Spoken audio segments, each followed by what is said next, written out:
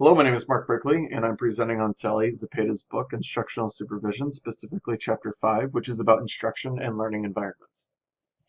The chapter is broken up into 6 different sections, specifically teacher quality and teacher effectiveness, effective teachers' accountability and standards, effective instructional practices inside teacher evaluation frameworks, observable practices, and personalized learning environments and learning technologies. So the first section, being teacher quality and teacher effectiveness, gave a brief overview as to what a teacher must achieve in order to be considered highly qualified. This is having a bachelor's degree, attaining a full state certification or licensure, and proving that they know each subject that they teach. So in general terms, this would be like the CSETs that we have in California, a teacher credentialing program, as well as a bachelor's degree.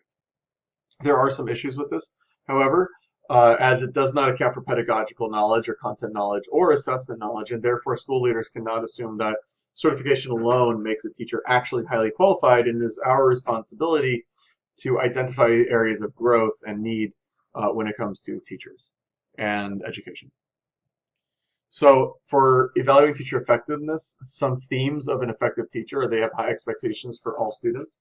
They contribute to positive academic and attitudinal and social outcomes. They use diverse resources to plan, structure, engaging learning opportunities, monitor progress, adapt instruction, and evaluate learning, as well as contributing to the development of classrooms and schools that value diversity and civic-mindedness, and they collaborate with other educational professionals and parents for the success of students. The next section was accountability and standards.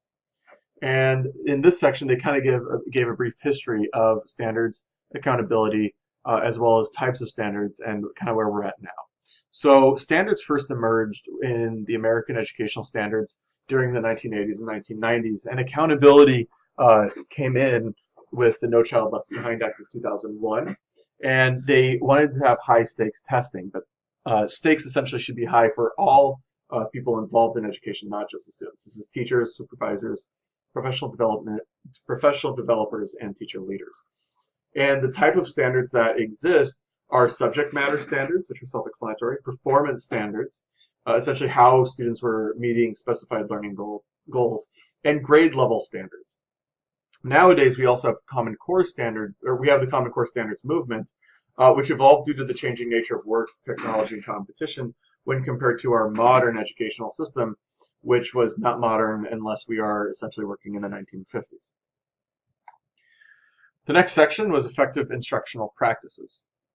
And effective teachers support student learning, follow regular instructional cycle, assess student learning, and analyze results, use assessments to determine student strengths and needs, and then plan and implement instruction based on those strengths and needs, and then continue to monitor progress to adjust instruction as needed. Most teacher evaluation systems are built around teacher performance standards and then the instructional practices that can relate to them. The next section was inside teacher evaluation frameworks. So the basis of an evaluation framework essentially is subject matter knowledge, instructional planning strategies, which is the how of teaching. So how are teachers planning and strategizing to reach a vast majority of our students? They also need to take into account assessment, both formative and summative assessments. And a lot of schools are looking for cross-collab or multiple ways of teachers to collaborate with each other. And one of those ways is common formative assessments.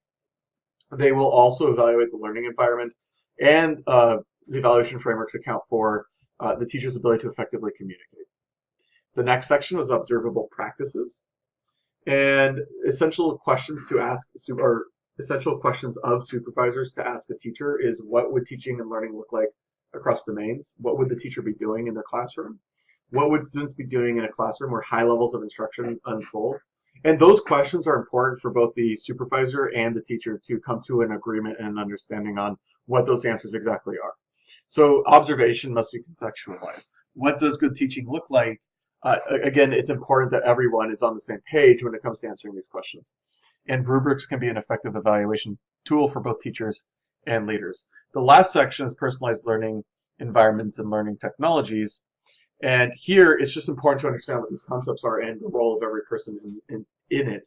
So what is personalization? Personalization is tailoring instruction to meet the needs of all of our students, not just a specific group. It's beneficial because it helps develop 21st century skills in our students, as well as providing more opportunities for students to engage with the curriculum and the learning process in schools. So why is this important now? Essentially, learning technologies have allowed our teachers to do a lot more dynamic things. And one of those things is personalization. We no longer have to rely on a textbook for our teaching. And so if you're looking for a framework for what we want our students to know, the ISTE standards provide that framework for you to find.